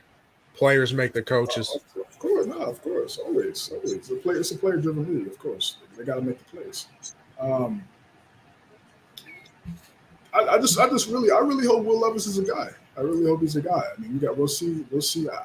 Me personally, I would move on from even the Tannehill's 100%. I'm good off him. I've never been good. But I know Vrabel, he's not wired that way. I mean, and they have some good defensive players. Jeffrey Simmons I think is one of the most underrated defensive players. Oh, absolutely. They got some good play. I know they got rid of Byard. but he was kind of on the other side of his career. So Yeah. So if they feel like Tannehill's, gives them the best chance to win, he'll go with Tannehill, despite seeing what they have for the future. Gridiron, I feel like Jim Harbaugh could own the NFC South if he went to the Falcons. I mean, yeah, if they go get J.J. McCarthy from Michigan, they go get J.J. McCarthy from Michigan to pair him up. I think that'd be that's the perfect situation for Atlanta, especially with everything that's going on in Michigan. Yeah, he might not be there long term. He might get up out of there. We've seen these college head coaches do it all the time. They get a scandal and then they dip and go to the league. So it's a cycle. All right, let's go to the Eagles at the Commanders. They escape, honestly, with a 38-31 victory. I don't know what it is. I mean, I know it's a divisional game, but it really does happen that the Commanders just always play the Eagles tough. I think they handed them their first L of the season last year. Both of the games that they played this year were close. But yeah, just a very good game here. This game was very entertaining to watch. Jalen Hurts was just on one. 29-38, 319, 4 touchdowns. Listen, breaking news, though. Brotherly Shove was stopped in this one. It did end up being stopped. More of a, I think Hurts fumbled, so it's not really like they stuffed the play. You know what I mean? But it was still technically stopped. Yeah, definitely. I mean, we talk about Tyreek Hill obviously all the time. When we were doing that thing about, the number one person outside of a quarterback, blah, blah, blah, all that. If this is going to be a year that a quarterback finally doesn't win the MVP, it's possible. Right now, I mean, Hurts has had up and down. He was, been up and down. Mahomes, obviously, we'll get into that. Terrible game this week. Josh Allen's been up and down. All these quarterbacks are like, oh, that's the MVP, that's the MVP, that's the MVP. I mean, hey, A.J. Brown and Tyreek this year, 8 catches, 130 yards, 3 touchdowns for A.J. Brown. I mean, what was that, 8 straight games or something of that nature with 120? No, for 6 straight games, 125 yards, I want to say it is. The only player in NFL history to ever do it. I mean, the guy is just on one. Tyreek Hill has 1,000+ yards, first player in NFL history through 8 games to do that. Like, this is the year that it could happen. I don't think it will, just because it'll be like, oh, well, how did the wide receiver get those numbers if the quarterback wasn't? Shut up. Really? Like, especially with Tyreek, because he takes a 5-yard slant route, and all of a sudden it looks like it's an 85-yard completion just because he ran the rest of the way. But yeah, A.J. Brown, I mean, it's not like he's, wide open on every play. That touchdown pass he had in the corner of the end zone where, one-handed with the defender right there, unbelievable play. And then obviously you got, we got a double A.J. Brown. Okay. Devonta Smith, hello, how you doing? 7 catches, 99 yards, a touchdown. We know Dallas Goedert is still good. Look at this man, Julio Jones, a catch, 8 yards in the touchdown. I mean, hey. And then they can still run the ball. DeAndre Swift, 16 carries, 57 yards, had the touchdown in this one as well. So, listen, back-to-back. Listen, obviously the defense doesn't perform very well in this game, but like I said, the Commanders for some reason play the Eagles very tough. Back-to-back, great offensive showings for the Eagles. There might be a little bit on that roll. And obviously we got a big one against the Cowboys this week, but great game for the Eagles. And I mean, honestly, a great game for the Commanders too. They obviously just couldn't sneak out the W. You kind of wonder where the franchise is going now that they traded the 2 big pass rushers here. Sam Howell, 52 passes. You obviously don't want that, but he was 39 of 52, 397. He also threw 4 touchdowns in this game. Jahan Dotson went crazy, 8 for 108, a touchdown. Jamison Crowder, who would have thought, 7 for 95 and a touchdown. Scary Terry with the touchdown. Logan Thomas as well. Honestly, I think they win this game, but that one interception by Howell. Yeah, that was the nail in the coffin, basically. Definitely, yeah. I don't know when's the last time a wide receiver has won MVP. I don't. It's never happened. Yeah. So, and I think last year, it wasn't last year. It was Cup. Wasn't Cup like Cup in the was the running? first person to get a vote since like Randy Moss in like 90 something. Looking at the landscape right now as it stands today in terms of MVP, I mean, Burrow's kind of hitting the stride right now. Hurts, Lamar, and then I'd say Tyreek and AJ Brown are right up there in top five.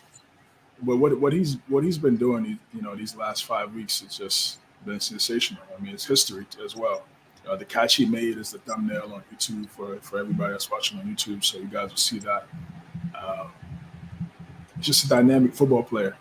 Just a dynamic football player. And if you try to double him, he has a great rapport with Hurts. Hurts will throw that back shoulder fade, so the safety can't make the play on it. I mean, they're just clicking on all cylinders. If they're able to stay healthy, both guys, for the next 3 to 5 years, I'd be shocked if they don't win a bowl. I'd be shocked.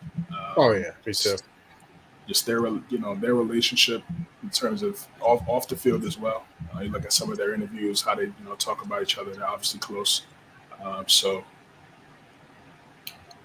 he's just a dynamic football player. 26 years old. I mean, it's not like he's 31, 32. I mean, he has a lot of time left in this league to still continue to be dominant. Do you guys think Chase Young trade makes the 49ers D-line better than the Eagles? I think I'd say probably. They have more names that we may know about. Actually, yeah, you might be right. But I think Philadelphia, they have a closer on that line, Hassan Reddick. That guy, he's a closer. Like whenever you need him, it's like a bat signal.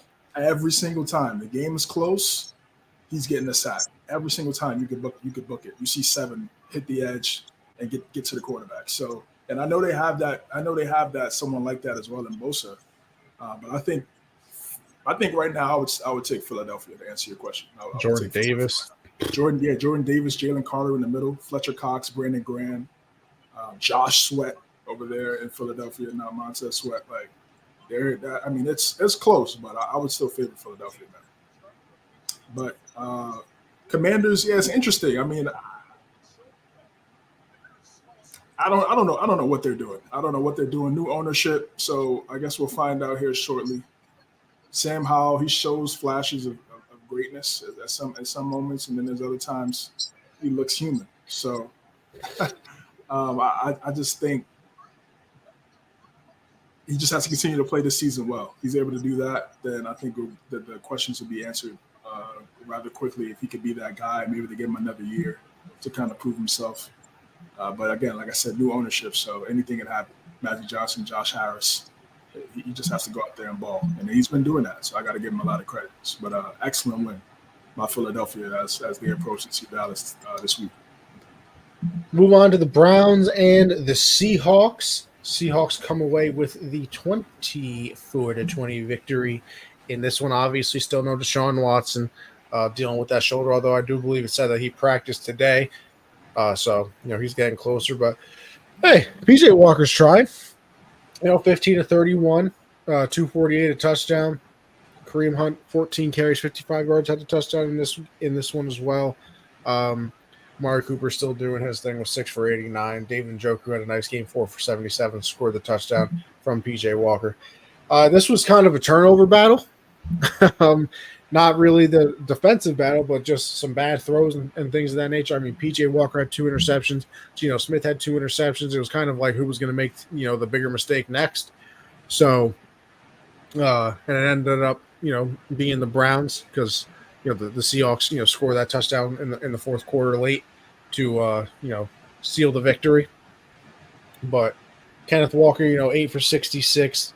He's unbelievable. Tyler Lockett, typical, 8 for 81 and a touchdown. Smith and Jigba, he's been involved in the offense more a couple of the last weeks. He had, nothing crazy with 3 catches, 36 yards, but he scored a touchdown, in this one. DK is not having the year that I thought he would, obviously. Don't get me wrong, targeted 14 times in this one, but only 5 catches for 67 yards. So, nothing too crazy, the big numbers that you think that he can put up. But, good for the Seahawks. They get the win at home, 5-2. Hey, with the 49ers slipping, they're atop of the division now. So, Yes. it was kind of locked and closed shut that the 49ers were going to win this division when they were off to that 5-0 start, obviously on a 3-game losing streak now. Things are getting a little hairy. So, we're gonna find out what really happens in that division. This is all about Seattle, man, and how they can capitalize off this this this lack of the way the 49ers haven't been able to win games in this 2-game losing streak from San Francisco. Get that home field advantage, potentially in the playoffs for a wild card game potentially. They got the crowd. People forget about this arena, this field, this stadium in Seattle. I mean, they're loud. They get it rocking. 12th man.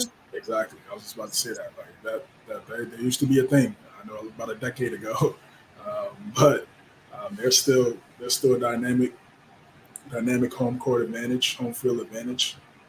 And again, they're not flashy. They're not going to have a bunch of guys. They're not going to put up 40 points a game, but they just do the things necessary to win. And I think they just ask Gino, can Gino get you 24 points, 24 to 27 points a game? I think they have the talent to do that. As long as he's putting the football in the right spots and getting it to the right guys on time, on target.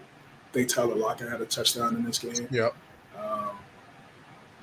They got some young wide receivers too that are on the come up, and I think Metcalf will figure it out in the second half of the season, and it would be even more dynamic with the solid run game that they have, and their defense is really good. So it's on Gino, man. I mean, if he plays well with everything else they have on that roster, a bunch of hungry guys on both sides of the football, I could definitely see them winning just like I said with New Orleans. I could see them winning a playoff game. I mean, as we've been saying the whole year, this conference isn't that competitive. So ultimately what it's going to come down to is, do you have that guy in the center to make those plays? And what we've seen from Gino over these last 18 months is definitely, the answer is yes. We go to the Ravens and the Cardinals. Listen, once again, it's nothing crazy for me here. Cardinals, we know aren't going to be a good team, which credit to them, though, because going into the season, I thought they're not going to be a good team and they're going to get blown out all the time. They play these teams tough. Like, they always seem to be like right there, but they just can't do enough to actually, get the win.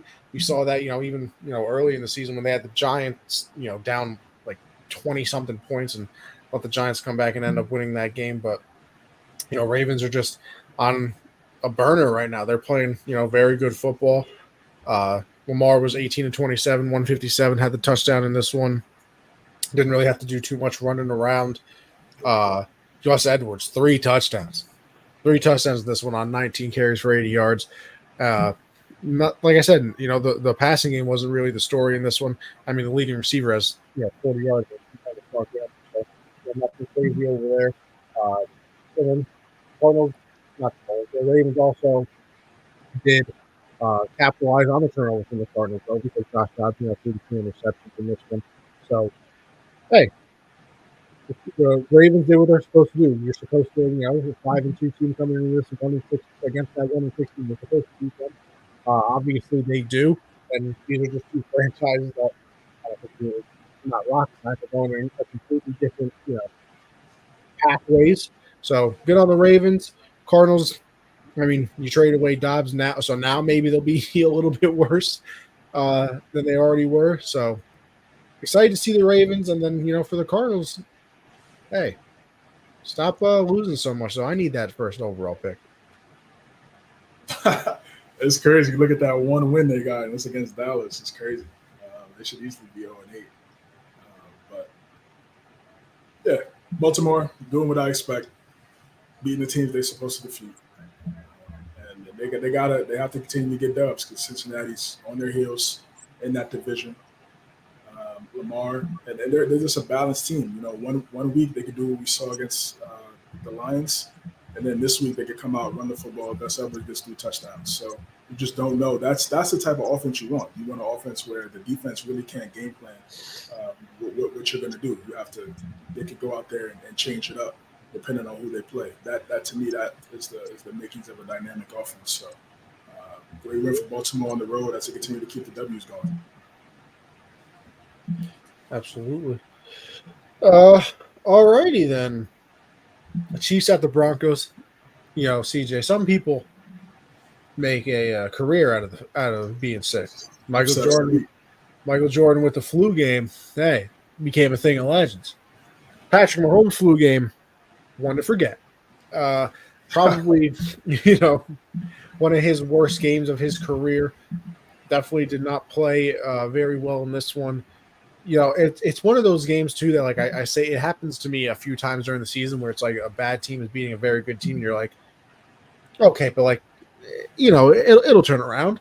Like, I know the score looks bad right now, but there's no way that they're not gonna. And I kept kind of waiting for it, and then it got to the second half, and I was like, oh, that's just not gonna happen.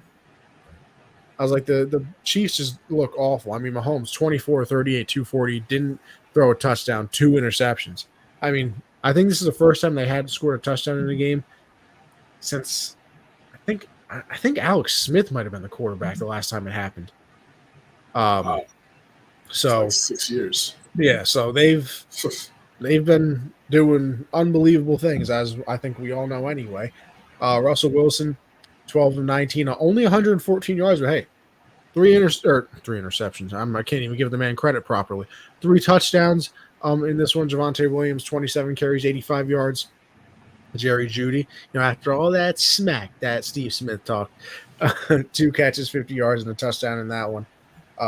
So yeah, obviously a super big upset here. I believe that's is that 2 in a row for the Broncos? Maybe I wouldn't exactly say turning things around, but definitely not as pathetic as they looked early on in the season, where everybody, this looked like it was going to be one of the worst teams of all time, especially after, you give up 70 points to the Dolphins. I don't think this really bothers you as a Chiefs fan. It's the first time the Broncos have won in like 15 attempts or something of that nature. Last time the Broncos beat the Chiefs, Peyton Manning was the quarterback. So definitely been a long, long time on that one. And Holmes is sick. I'll give him a pass. I'm sure it'll be, much better next week. They need their receivers need to catch the football. I mean, that would help. I heard that's a good thing to do in football. Yeah, especially when that's your job. They're one in drops in the National Football League, and they're 1 in drop percentage, number 1.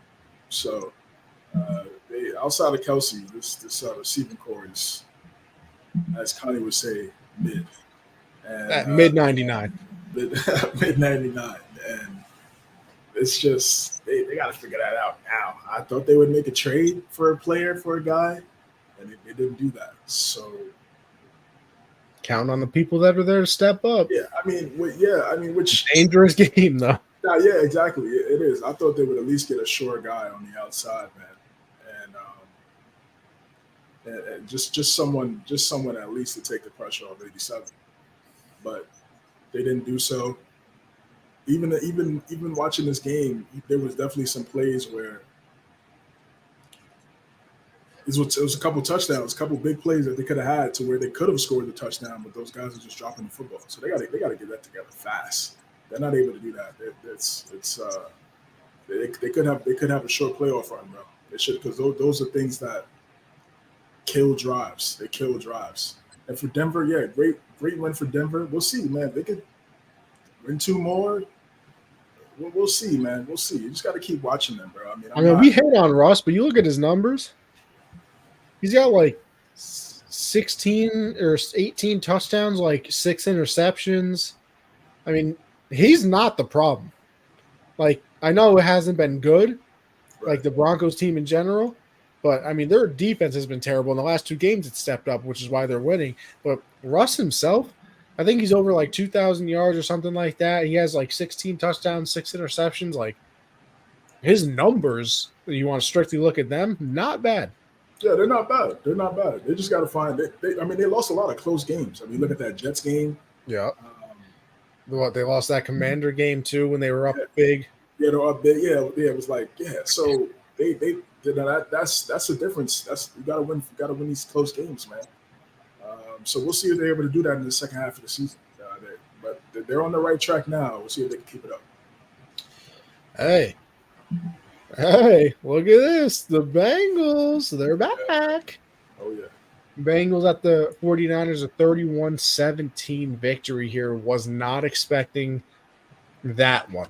I mean, I thought the 49ers were going to bounce back. I'm not saying that the Bengals winning would have been the biggest shock in the world, because I think if you think that, yeah.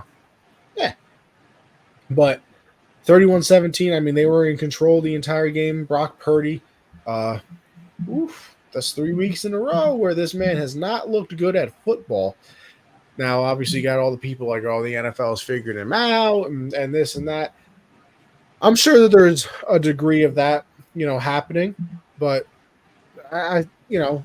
obviously Trent Williams isn't there and Debo aren't there, but it should be no excuses. You still got CMC, you still got Ayuk, you still got Kittle, but obviously Debo is very important to their offense. I think that's showing. Gives them a strong presence, over the middle of the field. They can do things with him in the backfield. Trent Williams, I mean, do we have to go into how good that he is? I really don't think that we need to. So obviously that's a big piece that's missing. But they're going into their bye week at what seems to be the absolute perfect time. Rest McCaffrey up with that oblique a little bit. Obviously, you hope Debo and Trent Williams will be back at that point. And honestly, more than the offense has been the defense has been very confusing because they don't really have the injuries over there. But all of a sudden, like even last week against the Vikings, it seemed like they have absolutely no pass rush, which you don't expect with Bosa and some of the players they have over there. And they're just giving up chunk plays, like big plays down the field, which which you didn't see earlier in the year either. I don't know if it's the offense hasn't been performing as well, so now the defense is on the field more. They're getting a little tired, blah blah blah, blah things of that. But like, that's more the concern for me than the offense, because I think the offense can bounce back. I mean, you just have too much talent on that side for it to not bounce back in my eyes. Even if Brock Purdy returns to, like, I don't know, being mid or below that. But the defense has been surprising to me, I'll say the least. And I mean, you go back to the Bengals, Joe Burrow, 28 of 32. I think he completed like 16 straight passes or something at one point. Which also goes into the San Francisco defense not doing anything. 283 yards, 3 touchdowns. Joe Mixon, 16 carries, 87 yards, a touchdown. Jamar Chase, Mr. 7-Eleven, always open, 10 catches, 100 yards, and a touchdown in that one. So, and I mean, this is the healthiest Burrow's ever looked like this season. I mean, this man was doing QB draws, taking off and running down the field. One scramble, yeah, it was crazy. Taking a little contact from the players too, getting up and banging the helmet. So Joe Burrow's all the way back, and that is a scary sight for the rest of the AFC North and the AFC in general. Yeah, for the AFC in general. Yeah, look, the Chiefs are human. They look human. They're not this unstoppable force. I mean, they honestly weren't that last year either. They just hit their stride at the right moments. Yeah, and guys made plays. So yeah, like, before the Chiefs actually figure it out and do find like an elite guy on the outside, like this is Cincinnati, time to strike. Yeah, definitely Cincinnati and Baltimore. That's why, and Buffalo too. Really, I mean, they've had the window too. This is it. This is the time, and I think they understand that. This was a big win. This is a big win by the Bengals. For the 49ers, Purdy. There's film out. There's film. You're catching teams by surprise when you're first starting out and you're making plays. There's not a lot of film on you. But these defenses, man, they're going to find ways to make it difficult for you every single Sunday. If you're not able to find counters to when the defense takes away your strengths, you're going to have the type of games that he's had over these last 2 weeks. So they have to figure it out. They're going into a bye. I think that's a good thing. So it wouldn't completely unravel. The opposite of the Jags. Jags probably want to play everybody right now. 49ers can't wait to get to it. Exactly. So, but Cincinnati, man, they're running the football too, and I just think I've been saying this.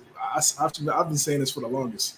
Why they don't run the football more? It's not like they have one of the best running backs in the league. I mean, Joe Mixon is a really good running back. You get drunk with that offense. I mean, you look at it and it's Burrow and Chase and Higgins and everybody, and you're like, hey, run the ball. Yeah, running the ball opens up I more know. opportunities for those guys. So I mean, he had a big touchdown in this game. So this was a phenomenal win for Cincinnati to get back on track and really continue to establish themselves as a juggernaut in the conference. Bears at the Chargers. Listen, I'd love to talk about this game, but I mean, why would you? Justin Herbert's probably the best game that he's played this year, once again, against the Bears, though. So, I mean, how much does it really count? Uh, you know, I can't say Tyler something again. What is it? Bagner? Bagner, yeah. Yeah. Played well last week. This week, different story. Uh, definitely did not play very well in this one. Austin Eckler looked, good for the Chargers in this one as well. But I mean, 30-13, they get the win. It's kind of what you expected going into this one. Even though the Chargers can give you some surprises sometimes and lose games that they're supposed to win, but Chargers took care of business this one. Nothing too crazy for me to go over here. Chargers, I mean, they're tricky. I mean, we expect them to win some games, then they lose. So this was good for them to be able to defeat the teams they're supposed to defeat.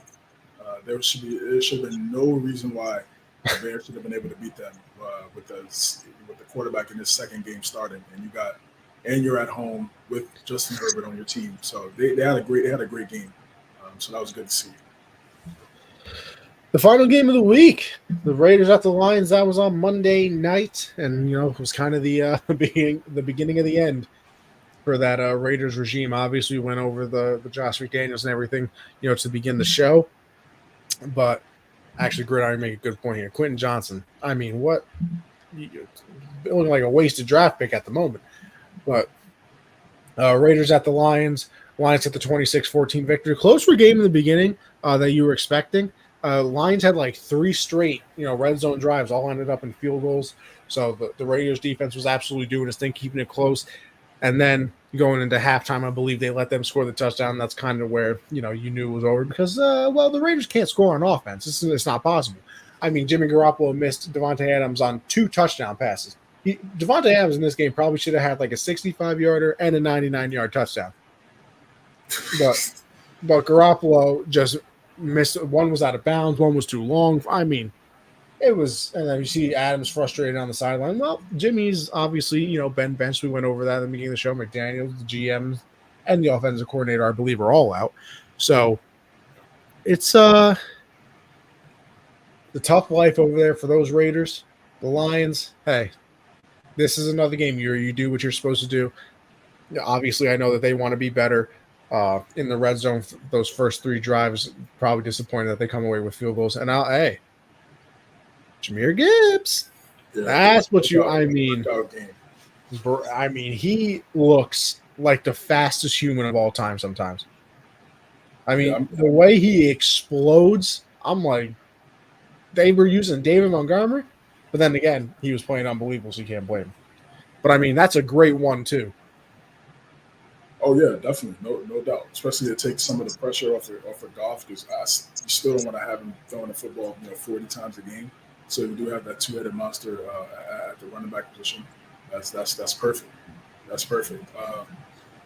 It is, like we said, this is the beginning of the end for the McDaniels era in Vegas, and deservedly so. I mean, how does this guy only get 1 catch the entire game? It's unacceptable, completely unacceptable, man.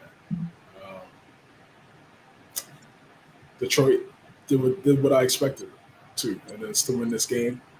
And what are they? What do they want to do? I mean, do they want to go on a solid playoff run? Let's see. They're going to win the division. I think we could all agree to that. But what's next? What's the next step for them? And I think the next step for them is win a playoff game.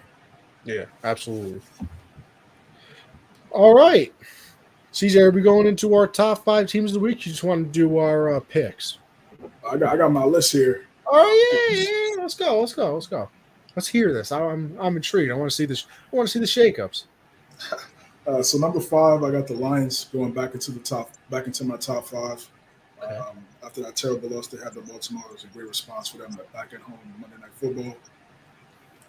4, I have the Chiefs. Disappointing loss. I'm just not a fan of the guys dropping the foot. These guys dropping the football. I mean, they got to figure that out. The defense is solid, but in terms of those guys on the outside, they got to figure that out fast. So I got them at 4 right now. I still think they're really good. 3, I got the Dolphins. Dolphins get in here.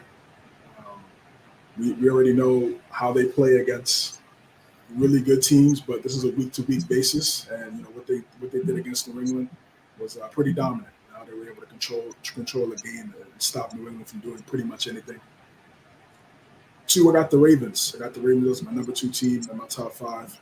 They're just continuing to play at a high level, continuing to play well. They got Lamar Jackson at quarterback. They're always going to have a chance. 17-1 against NFC teams. The guy's elite. Let's stop with that trash narrative. And then, last but not least, Philadelphia Eagles, number 1 team in football. Going into a great game. I think it's going to be a great game against the Cowboys this week. All right, let me see. I got to start writing these things down, but because I always try to go off the top of my head, and I feel like I forget people, and then I feel all right. I don't think I had them in last week. I'm gonna put the Jags at 5. They're on. Okay. They're on their 5-game winning streak now. They've been looking great, getting Calvin Ridley involved now. That's what you like to see. I will put the Chiefs at 4. Obviously, a bad loss by them, so they got to move down on the list. Give me the Lions at 3. I believe I had them at 4 last week, but give me them at 3 now. Listen, unbelievable team. 2, I'll take the Ravens, and then 1, I will stick with my Eagles pick at 1. That's what I will go with right now. So I got the Lions. Not the Lions. I got the Jags. I got the Chiefs. I got the Lions, the Ravens, and the Eagles. A lot of animals out here. Exactly, a lot of animals. Yeah. a lot of animal-based teams that are in my top 5. But hey, you got to do what you got to do. All right, let's get into our Week 9 picks here, then, huh? Let's do it. Let's see. No, you know what? That is true. No 49ers or Bengals from the 49ers had to drop out. I mean, listen, a 3-game losing streak, you got to drop out of the top 5. I'm sorry. Yeah. Bengals is a tough one. But a win next week, they're in. If they beat the Bills, they're probably cracking the top 4. Yeah, they'll definitely be in my top 5. I feel like I had to put the Jags in 5 games in a row. I gotta leave the Chiefs in. I know it's only 1 loss, and then I feel like Lions, Ravens, Eagles have to be there. So they haven't snuck in yet, Gridiron. Gridiron, what's your top 5? Give us your top 5 real quick while we go over these games. CJ, take us away. Let's get it. Titans and the Steelers. Man, I'm going to go Pittsburgh. Actually, no. I'm going to go Tennessee. Give me all the Levis hype. You got the Dolphins and the Chiefs. Over there in Germany, remember. It's in Germany. Right. Okay. But this is one of these games we talk about with Miami. I'm going to go Miami. This is the game right here. It is the game, which is why I'll stick with the Chiefs. Hope Mahomes is over his cold, though, because if he's got that flu still, I'm screwed. Vikings and the Falcons. Dobbs versus Heineke. Sheesh. What a turnaround from what this could have been. Oh, man. Sheesh. Man. Guess I'll go Atlanta. Yeah, I'll go Atlanta. I'll go Atlanta just because maybe he won't be familiar with the playbook yet, and it'll just look ugly. Yeah, Seahawks and the Ravens. This is a good game. This is a good game. I'll definitely be tuned into this one on the 1 o'clock slate. I'm going to go Baltimore, though. Yeah, give me the Ravens. Honestly, I think this is a home field determined game for me. Like, if this was at Seattle, I think I'd pick them. But since the Ravens are home, I'll go with them. Arizona and Cleveland, I'm going to go with the Browns at home. Great defense. Absolutely. Give me the Brownies. Rams and the Packers. Oof. This is a great game from years ago. Yeah. You said Stafford's day-to-day? I believe so. I believe it's up in the air if he plays. I'm picking the Rams either way, believe it or not. Yeah, I'm gonna go with Los Angeles as well. I'm gonna go with Los Angeles either way. Lambeau Field. You gotta have talent to have the home field advantage, and they don't have it right now. We're just not good. Tampa Bay and the Texans. Both teams coming off losses. I'm gonna go Tampa Bay. I'm going to go Bucks just because they played on Thursday night and gave them that little bit of extra time to game plan and a little rest, you know? Commanders and the Patriots. Sheesh. I want us to lose just for our draft pick. I really do. I'm going to go Commanders, man. I'm going to go Commanders. I don't see how the Patriots get 20 points. Yeah. I don't see it. I kind of want to pick the Patriots just because the Commanders, I think they've given up the most 20-plus yard plays in the league, but I don't think the Patriots can even throw the ball 20 yards. So we don't have a receiver that can get 20 yards. So stop depressing me, CJ. Jesus. It's what we've been seeing. Chicago and the Saints. I'm going with New Orleans. I will stick with New Orleans as well. Man, this really would have been a good game. Anthony Richardson was there. The two rookie quarterbacks. I'm going to go Colts on the road. I agree with you there. Giants and the Raiders. Sheesh. Listen, I'll tell you right now, screw a pick in this game.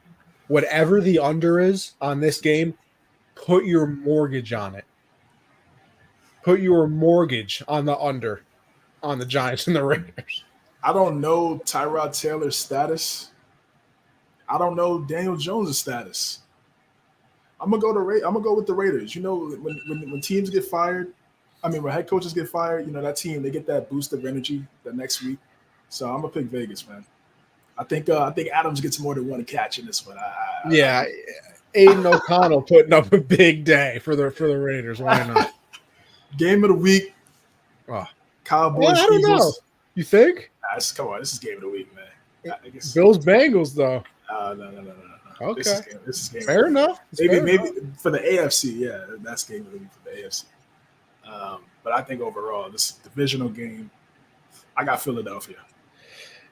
Give me the Eagles too, baby. I just put them at number 1 in my rankings. Fair enough. Buffalo and Cincinnati, I think Cincinnati keeps it going. I agree. Chargers and the Jets, Monday Night Football. I'm going to go Jets. I think that they're at home. I think that Come on. Chargers, do it for me. This is a game I feel like you should win.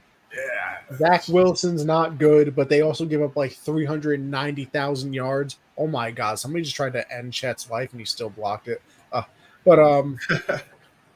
I'll go with the Chargers just because come on, do it for me. I've had faith in them for so long. Yeah, I gotta see it. That's how I view the Chargers. I gotta watch the games. Real quick, gridiron Bengals at 5 because of who they are, not their record. Jags at 4, Dolphins at 3, Ravens at 2, Eagles at 1. Can't put Chiefs in with that receiving core. I mean, hey, that's right. Yeah, no, I don't hate it. I'm not mad at it. Right there. Definitely, that's a good 5. That's the all animal 5. Yeah, again, right? Facts. All right, let's see though. Who's coming out of that on top?